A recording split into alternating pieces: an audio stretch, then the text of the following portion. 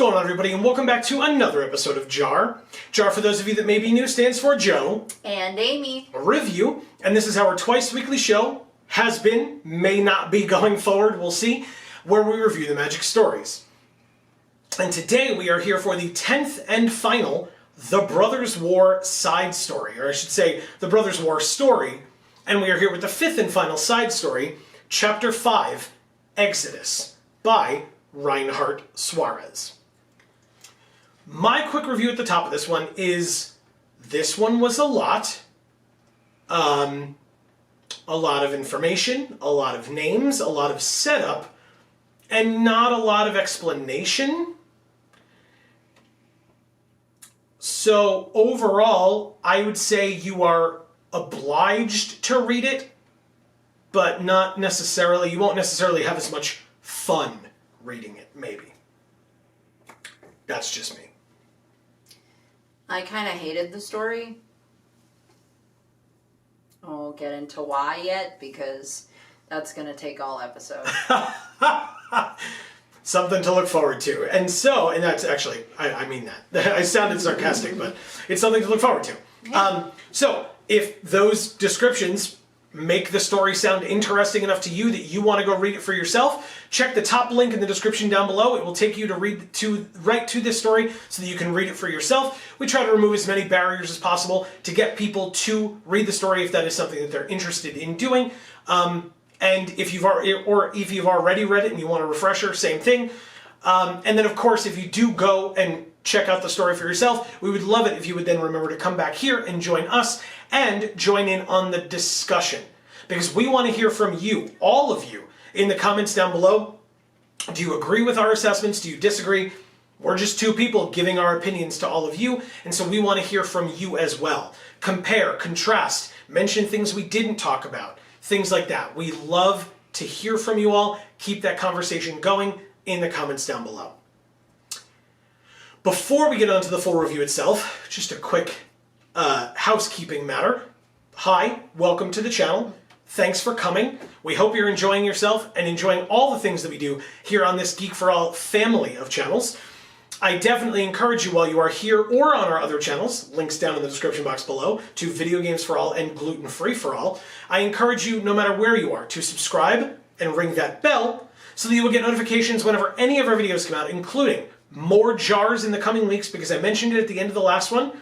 While there are no more Brothers War stories, there is another JaAR that we will have coming out later this week, December 1st, Thursday, December 1st.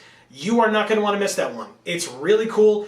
It's an opportunity that we've been super happy and looking forward to, and it doesn't relate to Magic the Gathering.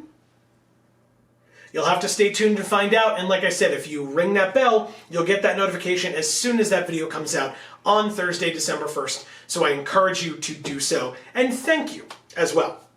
Also, don't forget, last thing, we are live every Monday and Friday at 8 p.m. Eastern, right here on this channel. Mondays, if you are a fan of Magic the Gathering, we play MTG Arena every Monday. So tonight, when this video goes up, we will be live at 8 p.m. Eastern, and we would love to see you there. And then on Fridays, we play whatever video game we happen to be playing at the time. And this Friday, we will be continuing our playthrough of the original God of War. That is from 2005 on the PlayStation 2, Greek mythology, not Norse. So if that sounds interesting to you, we'll be on our 3rd week of it. You can check out the VODs over on Video Games for All, link in the description, as I said. And otherwise, we would love to have you join us for any of those streams, either of them. But now, on to the full review itself. Thank you for bearing with us. This story, as all the stories have done, right? Last time we talked about the titles, which we hadn't really discussed. And this time, we'll talk about the quote, because we haven't really discussed the quotes either. It's funny. I kind of said to myself, when I realized that the quote thing was going to happen in every story starts with a quote. And most, if not all of them, have been quotes in universe, not from Earth, right? Like not from a different novel, but from things relating to Dominaria or things in the universe of Magic the Gathering. And this quote was so good, you rightfully asked me to write it down. And the quote today was, or for this story was, "Read the roots, tell the tale. future forms in waving weeds. Higher than truth is hope. Quote from the Rootwater Saga. Yeah. That's an amazing quote. I particularly love the last line where it says, higher than... Sorry. Yeah. That one there. Higher than truth is hope. So, because once hope is lost, truth doesn't have as much meaning anymore, right?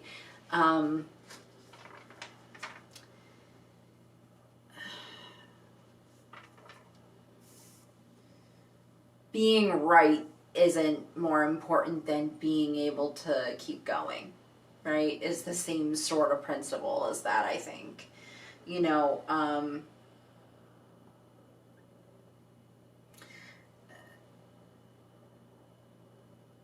truth is endlessly important. But hope is the thing that makes any of it matter, right? If you've lost that, the truth no longer matters, and neither does anything else that is less than truth, which is pretty much anything else. So I think that was a pretty cool quote. Yeah, I agree. And I mean, not that the other ones haven't been cool, they just haven't been as poignant necessarily as this one. But yeah. Now, it's interesting. At the beginning of this story, we got a lot of updates on other planeswalkers out in the multiverse. From, I guess, Chandra talking to Nissa, if I remember correctly. And at the beginning, that didn't seem as egregious to me. Maybe that was kind of when you started to roll your eyes a bit. Yeah, I was just annoyed. Like, I'm so tired of the, let's gather every planeswalker from every corner of the universe together and we'll spend 2 seconds talking about them. So and expect you to care simply because you cared about the character when they were correctly characterized in an old story. It's interesting to me because I was the kind of kid who, when I would, and I wasn't even a massive fan, but when I would watch Power Rangers, for example, my favorite episodes of Power Rangers were when it was after the first generation of Power Rangers and they came up against a foe that was so tough to fight that they needed the other generations of Power Rangers to come and join them in the fight. That was my favorite thing in the world, was to see like the main 5 Power Rangers for that series teaming up with the 5 Power Rangers from the series prior, and the 5 from the series prior to that, and the 5 from the series prior to that, because you go, oh my god, it's that one, and oh look, it's him, and it's her, and it's them, and it's oh my god, and you get like so excited. Avengers Endgame, exactly the same thing, right? On your left, he looks to his left, Black Panther and Shuri and Okoye come out. I hope this isn't a spoiler, this movie is relatively old at this point.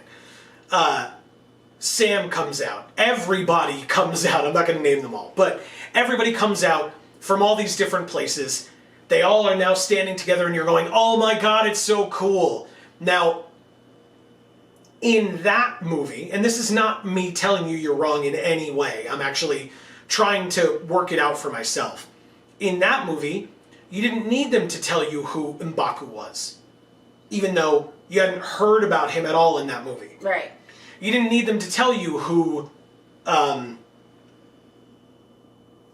anybody. From that movie in particular, you didn't know who the Winter Soldier was prior to him walking out of the portal. You didn't know who Falcon was, etc. If you only watched that movie. Now, to be fair, why would you have only watched that movie? It's like it's the culmination of the whole saga. I'll just watch that one then. Like, who are all these people? Skip to the end. Yeah, who are all these people? I don't know. Maybe I should have watched any of the other movies. So that's why they were able to get away with that. In War of the Spark, the issue was it was a newer writing team, or at least a newer writing team in Wizards of the Coast in Magic the Gathering, not just the fact that it was Greg Weisman, who was a new writer to Magic in general, because he was taking his direction from a newer writing team as well, who did not foster the story up to that point. And create enough continuity and enough of a cohesion to make it flow when you brought all those people in. And again, we're talking, I think we talked about this a couple of episodes ago. It's a visual medium versus a text-based medium. So if you want me to picture M'Baku, but this is text-based, you have to mention M'Baku, which means you have to talk about him in some capacity in your text. Not just standing next to Captain America was Iron Man, then M'Baku, then Mantis, then Starlin, then you're just name dropping for the sake of name dropping. In a movie, you don't need to do that. The script may say that so that the editing team and the CGI team knows where to input the individual figures. But we, as the viewer, aren't reading that. So here in a text-based medium for Exodus, this Chapter 5 Exodus, or in the Brothers' War, or not the Brothers' War, this is the Brothers' War, sorry, in War of the Spark, they both have war in them, in War of the Spark, when every single Planeswalker shows up, and there's all 36 of them or whatever, and so they all have to be mentioned at least once, it takes up space mentioning them, especially when the person mentioning them doesn't know who they are. Right. And it gets samey, because all the text says is, and this person, and this person, and this person, and this person, but you care, right? And this person, and this person. No, I can't care, because you're not involving them in the story. You're just listing things. So, speaking of which, we hear that Sorin and Arlen Cord are working together on Innistrad. That's all we hear about it. Samut is with Hazaret and the Amonkhet population. That's all we hear about that. Tyvar Kell has answered Jace's call for help. That's all we hear about that. Jace and others will show up before the strike teams are to leave for New Phyrexia. Doesn't say who the others are. Could be the ones that we just heard about. Could not be. We don't know. It doesn't specify. And then Chandra says that she and Liliana will stay behind on Dominaria as backup. That's a number of Planeswalkers. But it's just rattled off information. But how did they even find Liliana? She was hiding out in Strixhaven. Yeah, but I think you can... I just feel like I feel like they skipped a piece of story where it actually explains the reasoning behind and the way in which any of these people actually came together. So they did, and I'll talk about that later for sure. We both can, for sure. I would say Kaya is how they found Liliana, because if you remember the last time we saw Liliana as Liliana, not as Professor Onyx, she was with Kaya and Rat and Teo. Yeah. And so now that Kaya is just working with Saheeli and Teferi and Joda and etc., and they're all talking about, well, Jace is on Ravnica coordinating, etc., we are to assume that that conversation occurred at one point of, oh, well, I know another Planeswalker. Her name's Liliana Vess. And I actually trust her, whereas lots of other people don't. That makes sense. It's the best I got, because it's all there is. Yeah. And that's all assumptions. So if you know better than I, as always, leave it in the comments down below. We are not above being corrected for something that we get wrong and or told something that we don't know. We want to know, so please let us know that. So they then talk about their plan a little bit.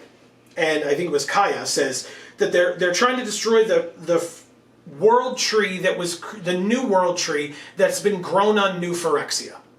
But The problem is, if that world tree is as deeply rooted on New Phyrexia as it is on Kaldheim, it's possible that if they destroy that world tree, that the entire plane will come with it.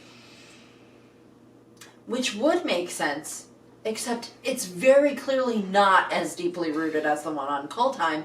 The one on Kaldheim has been there for fucking ever. And this one they just like arbitrarily planted there because they were like, this will be helpful to us, we need this thing. And it's like, okay. So the roots have been there like soaking up nutrients from the soil for about 10 minutes. And they're like, oh, it could destroy the whole plane because that's what would happen if we were on Kaldheim. Okay, you're not on Kaldheim. You're not. So, yeah, it was like... So, I'm not sure, like, how they're gonna magic explain that away of, like, oh, well, we artificially altered its growth so that it would grow faster or Phyrexian something. oil is also Miracle Grow. Solved. It's canon. We figured it out, everybody. Gross. It's actually a fertilizer. Then we have an interesting point that you and I talked about to a fair degree, and then shortly after the story explained, which happened a couple of times in the story, I'll say. It did. But firstly, Chandra, in response to Kaya being like, look, if we destroy the world tree, it could destroy all of New Phyrexia. And Chandra's like, good. And you, me to a degree as well, but you were like, what the hell? Why? And sure enough, right after you called her out for it, so to speak, Nissa is like, what the hell, Chandra? The Mirrans are fighting for their home plane. Like, how could you say that it's good that they're all gonna die? And Chandra's like, well, look, they... in fact, I wrote it down. Chandra's saying it would be good if all of New Phyrexia was destroyed. Quote, destroying Phyrexians is the most important thing. No cost is too high. Which is the dumbest shit I ever heard. No cost is too high. You heard it here first, folks. No cost is too high, according to Chandra. Now, you were upset. Why? I know they like to make Chandra seem reckless. Because red. Fiery temper. But that's fucked up. And, you know, that's it. I mean, so again, it boils down to you felt that it was very poorly characterized for her. And my response to you, which I don't necessarily think is the end-all be-all of like, well, you're wrong because X. My response to you was, realize what's happened for Chandra. Right. She lost JaAR definitively, and she likely lost Ajani as well. Closer to JaAR than Ajani, so... By a lot. So worse that JaAR is straight up dead, whereas Ajani technically still exists out there. But still, both of those individuals are lost to her. Now, I don't believe the story said it. I read this into it, but she wasn't around. She's very powerful. Right. Not that JaAR is not. I mean, JaAR taught her, but still, Chandra wasn't there. So Chandra couldn't say, well, or Chandra could still think, well, if I had been there, I could have stopped it. Right. I could have helped. I could have done something. And because she doesn't know that, that is what's in her head when she thinks of the Phyrexians. And she thinks, okay, the Phyrexians took JaAR from me and took Ajani from me, forcing him to take JaAR from me. Right. So yeah, they all need to die. Nissa is the one who piped up and said, that's effed up. We Right. can't just, you can't just do that. Can't just be okay with that. And Chandra kind of is like, well, that's not what I meant, and like tried to hedge it a little bit, and then had to go. Like things came up and she left, and so they didn't. Things come up, or was it just a way for her to leave the room? Well, they didn't get to finish their discussion. Yeah, but it seemed like she, on purpose, because she didn't want to finish the conversation, came up with a reason why she had to leave. And then the quote that we wrote down, for folks who are unaware, Chandra and Nissa were being built up as a couple. And forming a close romantic relationship with one another. And then that stopped dead when War of the Spark Salvation, was that what it's called, came out? The second War of the Spark novel. When that came out, it's not behind me because somebody else has it, but War of the Spark is behind me. But when that second novel came out, it stopped dead in its tracks because, well, anyway. So because that happened in that novel, and a bunch of people were upset about it, now that the story exists, and that story has to be canonical, because they're just moving forward with it without trying to wipe it from canon like everybody would wish, they have to go with the fact that Chandra and Nissa are now no longer pursuing a romantic relationship in any capacity, and what that means. And so the quote from this story says, "Why were things always so difficult between them, no matter how much they cared for each other?" And we both said that the answer is... Nick Gilman. And homophobia. Yeah. AKA bending the knee to other countries. It's a free country here in the United States, so I can say China, Russia, and others. But that the company was like, oh, but gay people, and we can't acknowledge that they exist. Because then our stories that we're already upset that not enough people are reading won't be pushed out to these other countries. Or you'll alienate all your viewers that already are reading your stories because you're insulting us and our intelligence and trying to be like, but Chandra never really liked Nissa. She liked men, male types, decidedly male types. So now these new authors and this new story team that are respectful of the fact that the LGBTQ plus community exists, at minimum that they exist, and I in no way am I trying to be insulting because they go above and beyond that. I'm just saying that's a real low bar, and yet you'd think one that they would just meet inherently, but nope. That's a woman. She needs to like decidedly male types. No, she doesn't need to do that at all. Anyway, so yeah, that was frustrating. Yeah. And it sucks that we can't just have something that's like, by the way, everybody, not real. Let's ignore it. Didn't happen.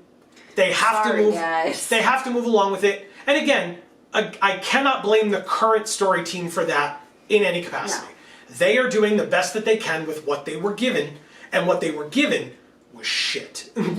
So they have to polish up that turd and cut off little itty bitty pieces of it and occasionally serve it to us. And we're sitting here going, this has shit in it, doesn't it? All right, let's just plug your nose and eat the rest of it. Let's go. No, it's Phyrexian oil manure, Joe. No, it happened in other stories that didn't involve the Phyrexians. I know, you know. It happened in so many other stories. Yeah, because they're really shaving that shit thin, and they just got to put little dollops of it in all of our stories. Well, the thinner they shave it, the less we'll notice, right? No. That ain't how it works. It'll still have that little essence of shit, and we'll know all throughout. Are you following my analogy still? Leave in the comments. Anyway, wow. I did not realize I was going to go that far. But anyway. Okay. So then we have, in the last story, we had, in the last side story, we had Elspeth and JaAR working together outside battling the approaching horde of Phyrexians. And JaAR casts a spell on Elspeth, with Elspeth. I am unclear on it. Right. But that causes her to explode with light and kill all the Phyrexians around in that general area.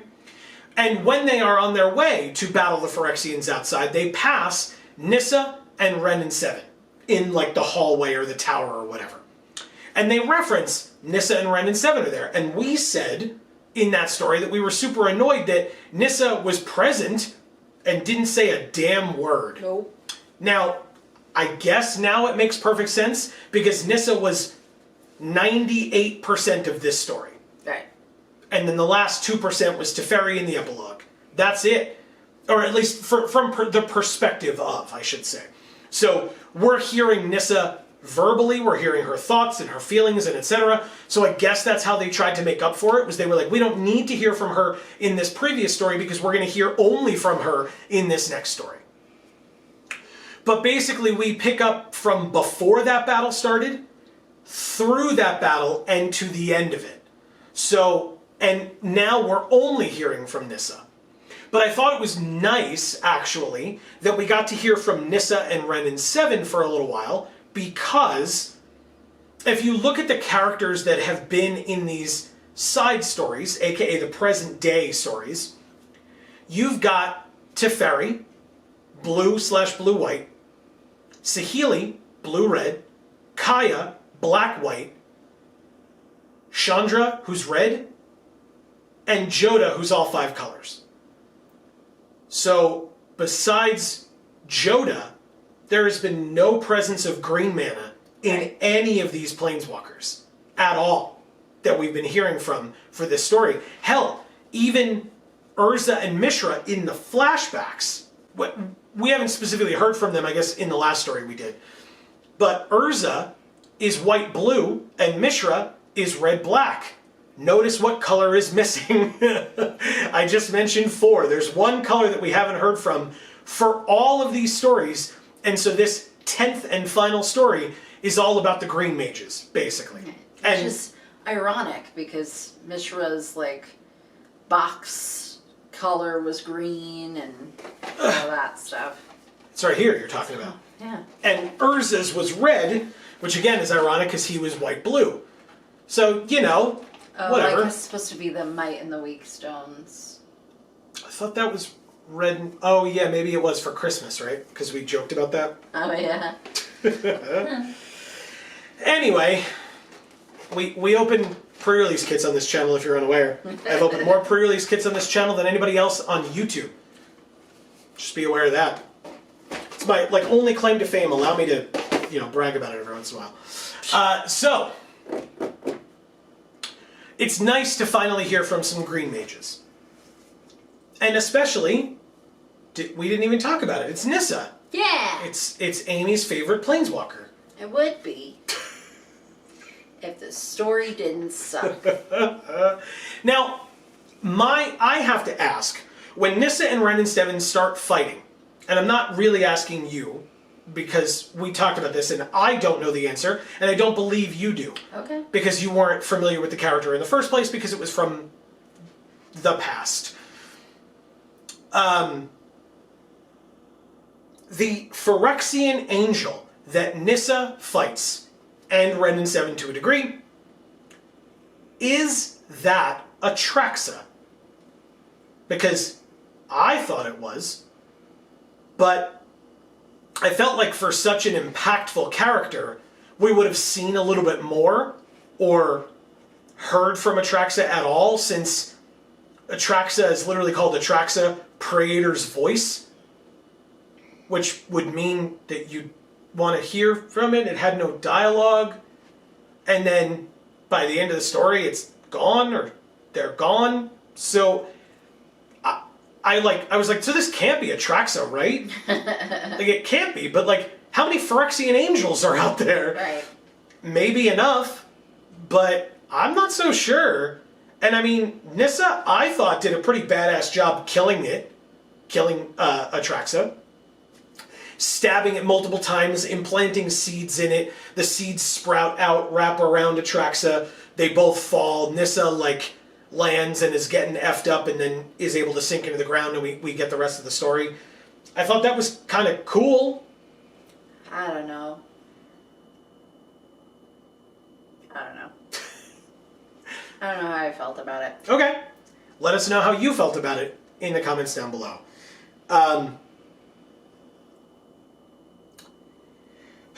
You asked a very interesting question that I attempted to answer for you, and I thought I had a decent answer, but as you kept asking me, I feel like my answer was less and less compelling for you. So I want to know if any of you have the answer as well, and I'll let you speak your mind and make your point. Gaia.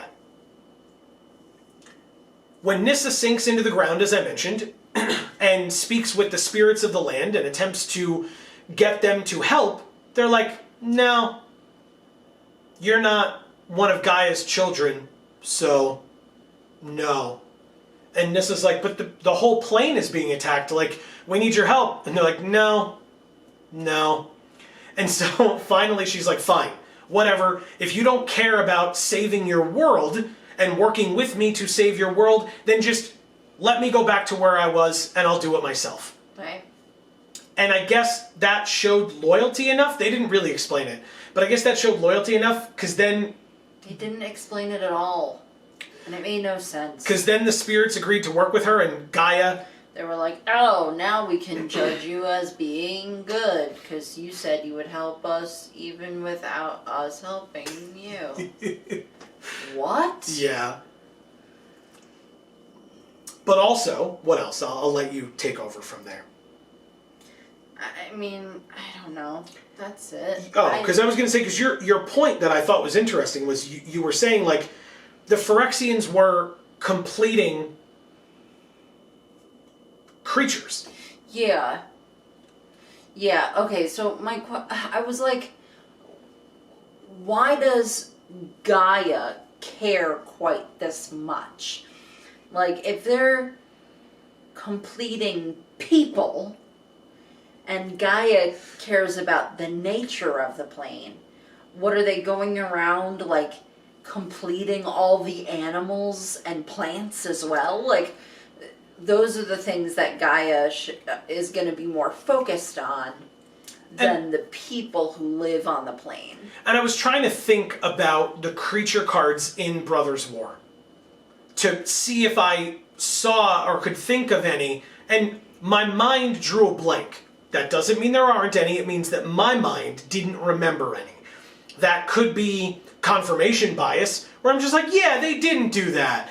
And when all of you who know, leave it in the comments down below, I'll go, oh, right, that one. But I really didn't remember hearing about, like, Phyrexian plants or Phyrexian animals or beasts or things like that came from the plane, right? Right. If they came through the portal or whatever, fine. Another story. That makes perfect sense. But what about, on the plane itself, are they being completed? I didn't remember. So I wanted to ask all of you to see if you could help me out. Because I like I said, I thought that I had it. I thought that I knew well enough. And I didn't. So I'm curious what other folks have to say about it. So definitely let us know in the comments down below. Why did Gaia help? Or Gaia. Why did Gaia help? Don't worry. None of the names are confusing. All right? I'm just messing it up. Yup. Joda, Jaya, Gaia, Kaya. It's not weird. You're weird. Anyway. Fact. Both can be correct. Anyway. Sure can. So the story did attempt to explain it. And again, this was another situation where Amy asked the question, and then the next paragraph kind of talked about it. And it was basically to say that, like, what the Phyrexians wanted was total domination, total control, which would be counter to all things natural, which is why Gaia didn't like it. Which I felt like was kind of a cop-out. Because they basically... I feel like they basically said that plant and animal life weren't necessarily being affected by the Phyrexians too much. Of course they are going to be to a degree, right? Because now all of a sudden there's all these people doing weird shit, right? But to a degree, they're somewhat unaffected. And then I felt like what it was saying was, I know you think that, but since we already said that Gaia really cares, and we need to figure out a reason for Gaia really caring, we'll say it's because their ideals make it so that, you know, symbolically, what they do is so unnatural, so, you know, Gaia likes natural things. And so if you really sit there and think about it, and maybe at the same time not think about it too much, it'll make sense. No. Then, the way that Nissa receives the gift from Gaia or assistance from Gaia, besides the fact that now the elementals or the land will listen to her, is that Gaia kind of instills some of her fury into Nissa. And so you asked me to write down this quote. Sensation began to creep back into her awareness. First, a tingling at her extremities, then all at once flaring into an all-consuming agony throughout her body. Such anguish... I was going to say, that tingling's probably just athlete's foot, you know. She was underground for a long time. If it's wet down there, you can't just keep wearing those wet socks. You gotta change them out and dry your feet. It's real bad. You'll get lots of blisters. Such anguish she'd never felt before. Such hatred she'd never thought possible, emanating from her heart. Yeah, which they specifically said was just Gaia's wrath. Correct. At that point. Well, like once she had like embodied Gaia, it was Gaia's wrath had taken over her heart, basically. Correct, but later on, when the spirits leave her, she still does what she does to the angel. Right. So, like, there's either lingering influence, or she kind of buys into it a bit. Right. Or it's just mischaracterization, because Nissa wouldn't do some of this stuff. But it's not, I would argue it's not mischaracterization, only because Ren calls her out and says, that's not your song. Yeah. So the story is aware that Nissa's not that way, and says that Nissa's not that way, and then Nissa does it anyway. So they're aware of what she's doing, they're just okay with it. Right. Like, either they're trying to say that she is evolving in that direction, which would be not ideal. No. And would not make a ton of sense. That's not evolution at all. That's regression. Well, but changing in that way to be more aggressive, because I guess that's the way they want to make her more relatable, because they don't understand the planeswalkers that have existed before. Anyway, I can't. It makes me upset with Ajani again. We talked about this, and if you want to go check those other stories, I highly encourage you to do so. There's then a quick aside that Nissa it just is brought up casually, and we'll talk more about this later because, oh my god, this frustrated me. I was not as upset with this story as you were by any means. This frustrated the crap out of me. There's a very quick aside.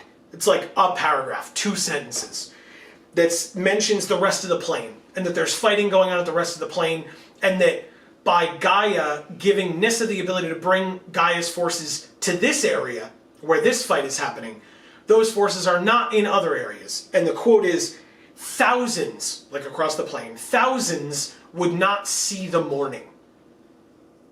Okay. Because the next story that we're going to is Phyrexia all will be one. So it's going to be set on New Phyrexia.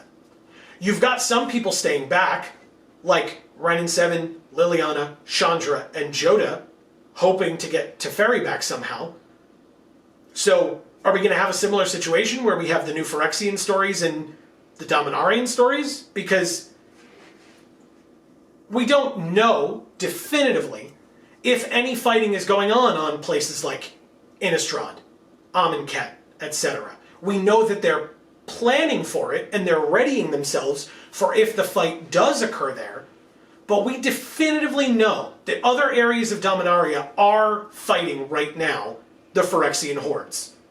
And we heard that thousands are going to die. We just had Dominaria United, where there were a number of legendary creatures whom we met on the plane or saw again with our return to Dominaria.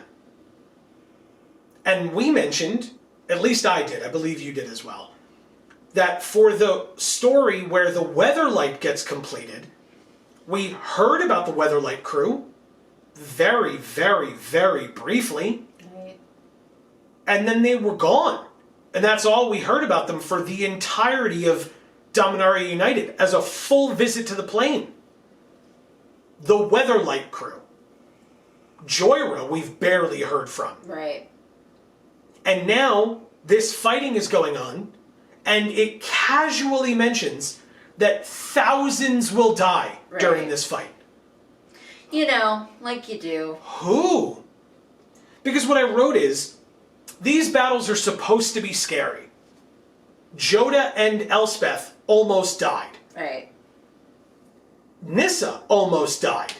If she hadn't drawn herself into the ground, she would have been killed by those Phyrexians right there. Right. Arguably, at that point, same with Ren and Seven. Because then it would have been just Ren and Seven versus all of them. And Nissa is the one who seems to have come and saved the day. The other planeswalkers in the tower maybe would have been fine because there were so many of them in the tower at that point that maybe they would have been able to fight back once Nissa and Ren and Seven had fallen, but then they would have been dead. So all of those people almost died. Those stakes are important in a battle.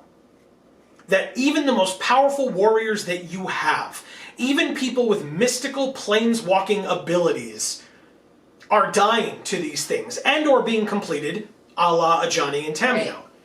Those stakes are important.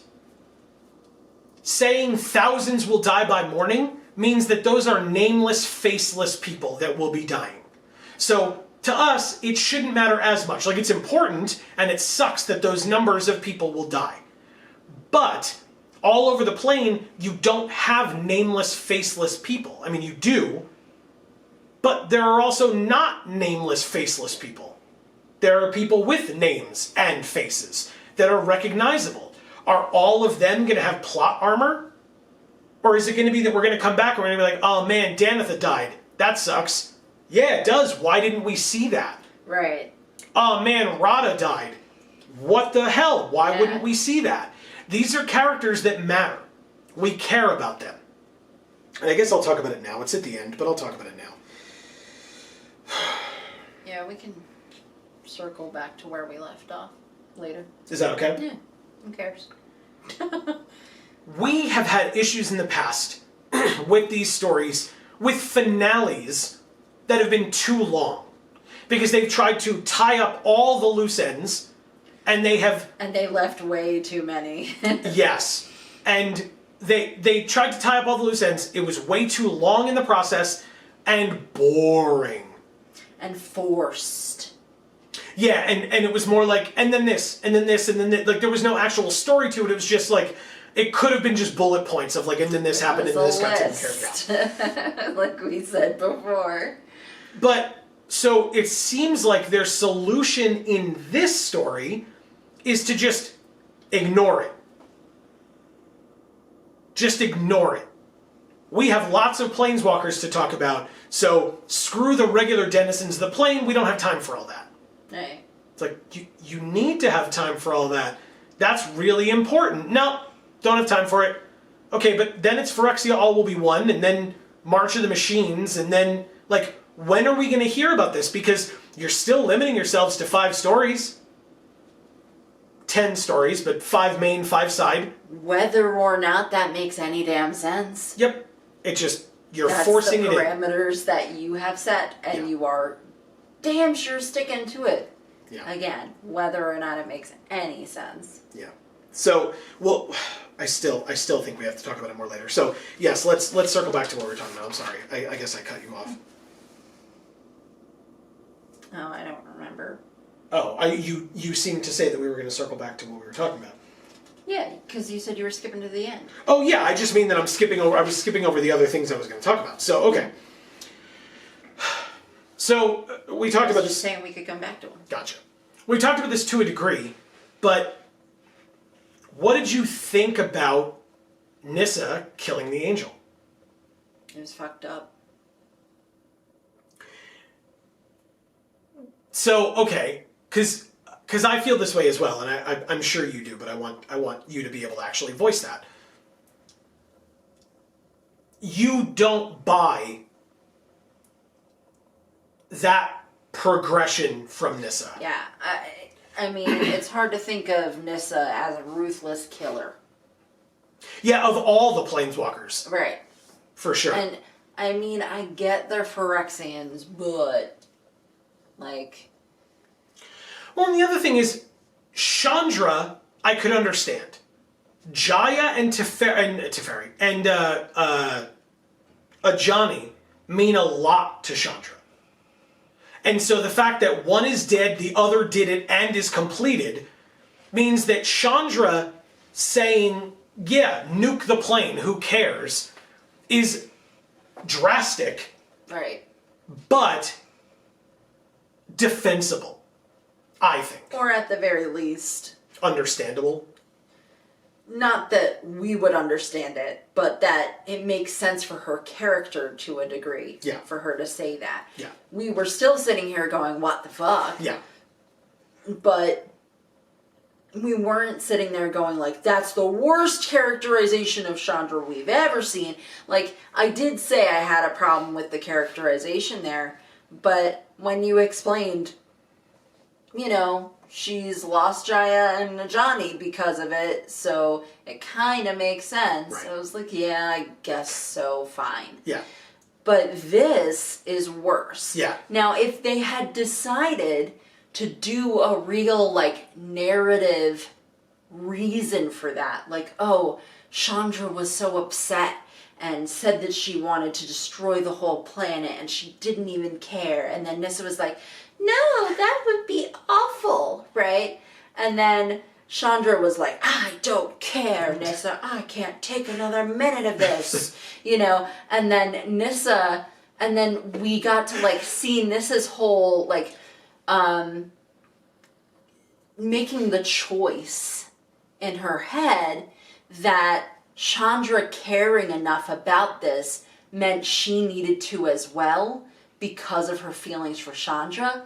That would make sense. That would be a real narrative reason for her to be doing this, as opposed to them kind of just like pulling it out of their butts and being like, well, it fucks with the nature of the plane, and so Nissa hates it.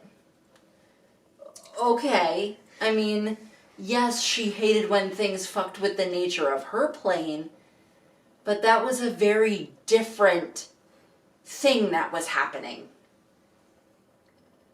Yeah, but I think they tried to use that argument here to a degree, though, where it was like, Nissa was like, well, when they're done with Dominaria, they're going to go to every other plane, including Zendikar. Right. So clearly I'm going to be equally as upset with them as I was with anything else that was messing Right. with Zendikar. And Right, it's like, fill in the blank here. Yeah. Like, yeah. okay. So here's my final point, which I think comes off of that. Teferi, Kaya, Saheeli, Chandra, Nissa, Ren, Jace, Nahiri, Veraska, the Wanderer, Kaito Shizuki, Typhar Kell, Luca, Elspeth, Liliana to a degree. We heard about Soren. We heard about... Oh, I forgot about Luca. Yes. We heard about Soren. We heard about Arlen Cord. We heard about Semmut. Then, when it comes to on New Phyrexia, you've got Tezzeret, Karn, Ajani, Tamio, Vivian, and Koth. That's 24 planeswalkers. Or word vomit. And the story didn't list them all that way, but it happened twice where it was like, and then this one, and then this one, and this one. Or this one's here, and this one's here, and this one's here with them as well, and this one's over. So your point, I think, in that regard was well taken. But what I also think it gave them an excuse to do, which frustrated me, was going back to complaining about long finales. This story wasn't that long. Right. I will give it that. It was not too long of a story. I think it was average length of stories that they're doing today. My problem with it is, I think it wasn't too long because they followed one character, and I'm not upset that it was Nissa, I'm just upset that there was one of them. Right. Until the epilogue, which was then Teferi alone very briefly, and glossed over any possible interactions that any two characters could have had with one another. Chandra and Nissa, giant relationship that really needs to be discussed because we're tired of you pretending that it didn't happen or trying to fix it. Well, guess what? Nissa says there's no time for that now. We'll deal with that later. Jace shows up. The entire story of Zendikar Rising was Jace and Nahiri and Nissa. And when Nissa walks into that room, who does she see? Nahiri and Jace. And what does she say? It's not time for that now. Later. What is it time for? Right. Who are you going to interact with? Gaia. There was no dialogue. The soul of the plane. Between two characters that meant anything. Right. It was, so that, I think, it took me a while to be able to articulate that, because you were talking about just how much you didn't enjoy the story. Right. And I won't say that I didn't enjoy it. I thought that there were elements of it that were really interesting to me. But I think the thing that frustrated me is just what I said. I love good stories where characters are interacting with one another and you get to see that. And instead, what this story did, or what these stories did, is they were like, we planned, it all happened over there, and at a different time. Right. Why? Why didn't I get to see all these people arguing with Jace as to whether or not they would go with him? Why are they just listening to him? Right. Since when? Since when is Jace a de facto leader? He's not. The whole point of Jace's character recently is that he's been trying to be a leader, but it doesn't always work because, what a surprise, these planeswalkers have strong personalities. Why the hell is Luca there? Yeah. He didn't even acknowledge anything that was going on. He's just kind of looking around, and they're like, oh, this is Nissa. And he's like, huh. And then, why? You're standing in the room. It's not like you're doing anything else. Yeah. Have some interaction. Hell, Nissa and Ren and Seven are the only two green walkers around, and they spent a shit ton of time with each other in this story.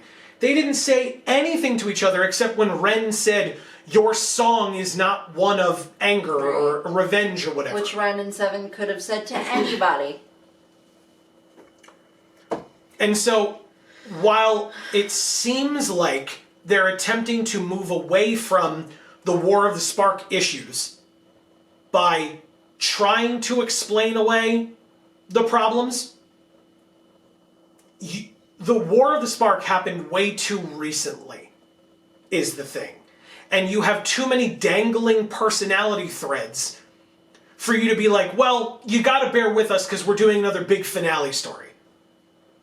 You didn't need to rush it. No. We could have waited. And like you said before, the story wasn't that long. So we're This one. complaining about the fact that it was just lists of people as opposed to actual characterization or relationships in any kind of capacity.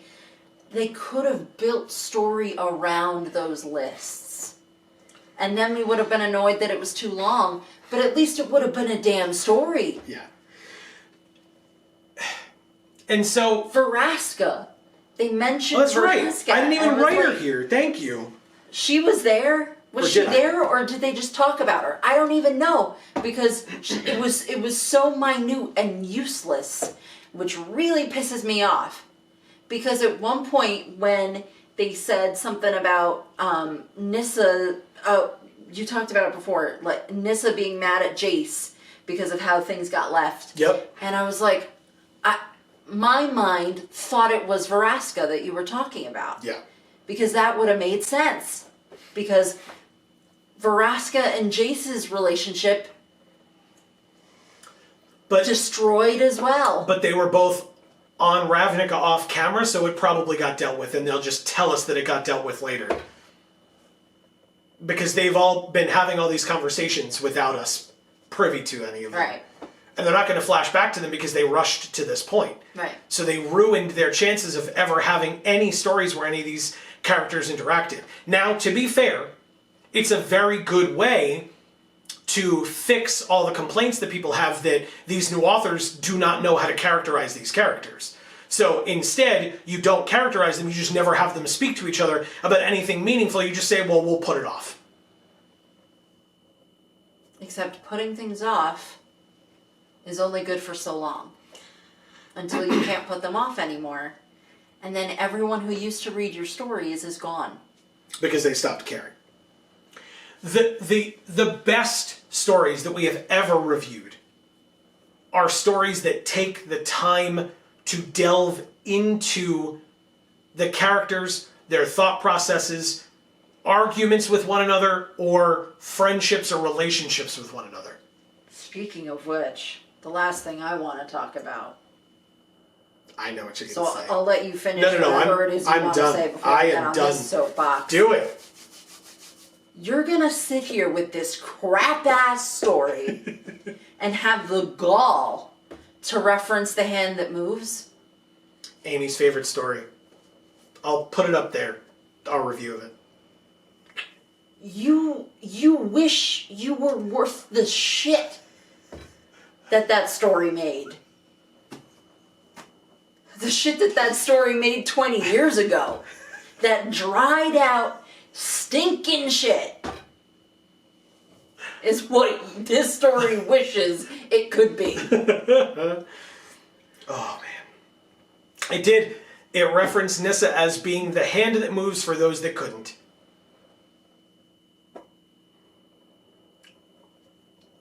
And I literally laughed when you read that line because I said, that could have been cool if this story didn't suck so much. And I think it tried to be that because it had that reference to the hand that moves as well as Nissa whispering her oath to Saheeli's little bird. Yeah. And so both of those were supposed to be nostalgia hits where you go, oh man, yeah, remember?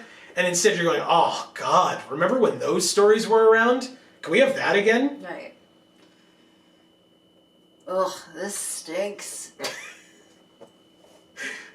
Someone put shit in this, didn't they?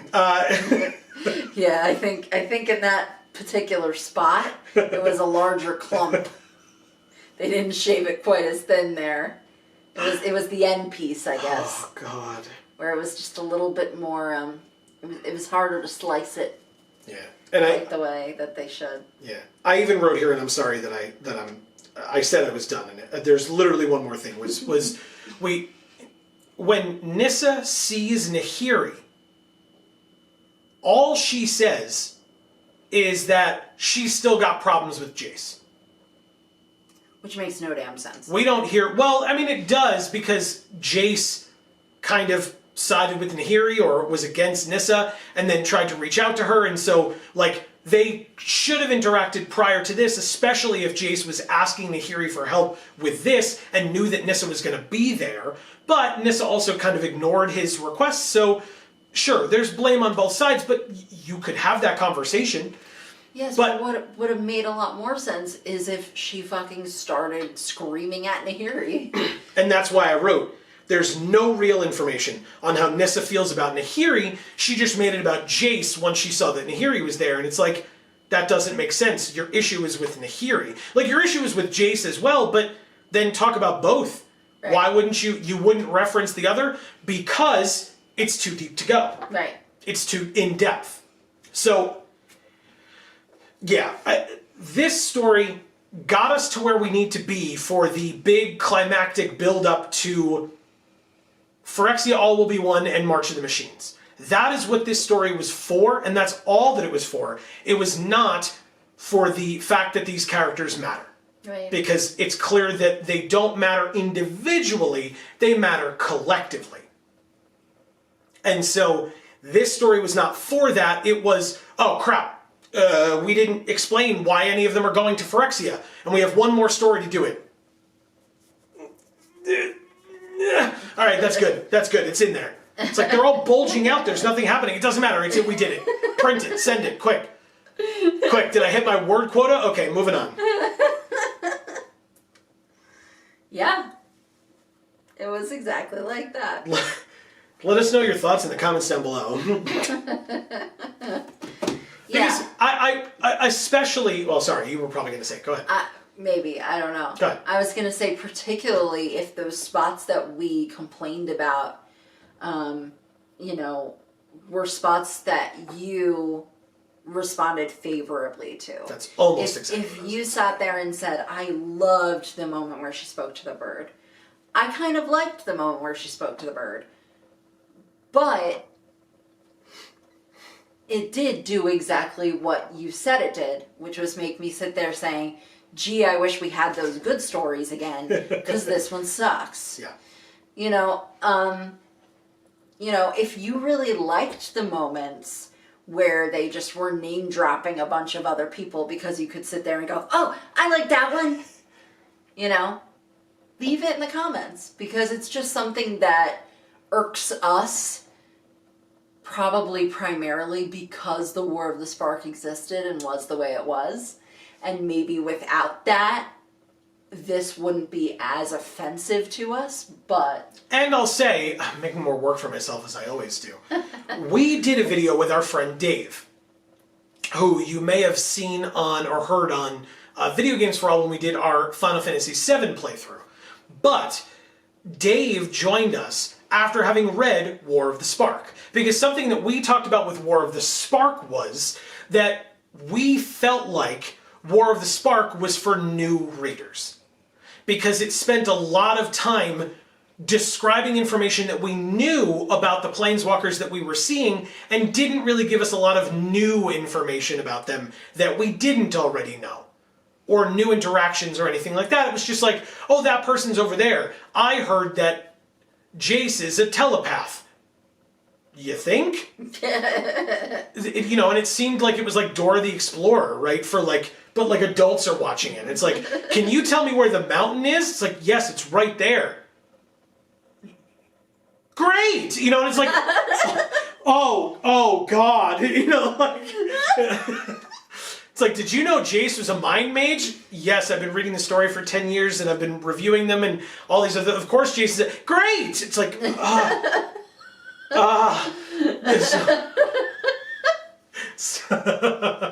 So...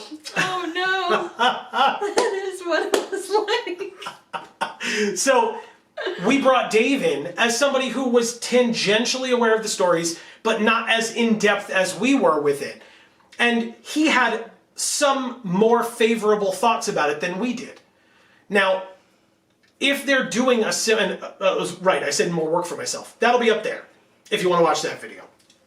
I encourage you to check it out. If that is what they were trying to do with this, they failed. Because, like I said, we are more established readers. And so we felt like we were being insulted when that information was spoon-fed to us And yet, with these stories, when we weren't being spoon-fed, which I'm still not asking for, I still said that I felt like I was missing out. Because these stories were referencing things that we weren't privy to from prior stories. And so we would have had to spend lots of extra time looking up all of this background information to have understood things from the Brothers' War, these older characters, these moments, etc. To have properly understood all of the Easter eggs put into these stories so that we could fully be in on the joke. And or the inside reference or whatever. I feel like I hope that it doesn't feel like I'm talking out of both sides of my mouth here. Because I think that those are two distinct things. And I think that we need to know, or it would be nice to know who each of these stories are for. If the War of the Spark, as a culmination of years and years of story building, was for newer readers, which we kind of hypothesized in that video that I linked up top, and this one is supposed to be for nostalgia for older readers, I think what you're saying is those two concepts are opposite. It seems that way, sure. But my argument would be to say that there's still a lot in between them. You don't have to choose one of those. You can have a good story, which is what would be in the middle. Yeah.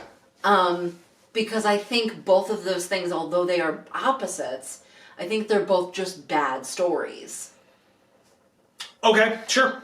Because they're too far to one side. Right, they're the extremes as opposed to a blend like of something. Be in the middle and make a good story. Okay. And maybe you can't, because the people you hire to do so aren't informed enough. Or you handcuff them by only allowing them to write 5 stories, and they have to get out a lot of information in those 5 short stories. Then stop doing those stupid things. Well, but, and again, we are not the first to have talked about that. That has been mentioned by anybody that I have ever seen with any clout or rational speech with regard to the Magic Stories or Vorthos content. A lot of people have said that. And why they're not doing it, I mean, I have guesses. And they all include dollar signs. But that's the best I got. So. Well, to them, that's all that matters, so Correct. You don't need to have anything else. Correct. So, yeah. I feel like we could talk about this a lot more, but I'm curious to see what happens with Phyrexia All Will Be One. Whether those stories are passable or whether they are not. And we will talk about those whenever they come out. And if they continue to do the idiotic things that they've been doing, as we pointed out, we will have to rush through our reviews of them because they will rush through putting them out, as they have been doing. It is disrespectful. It is dumb.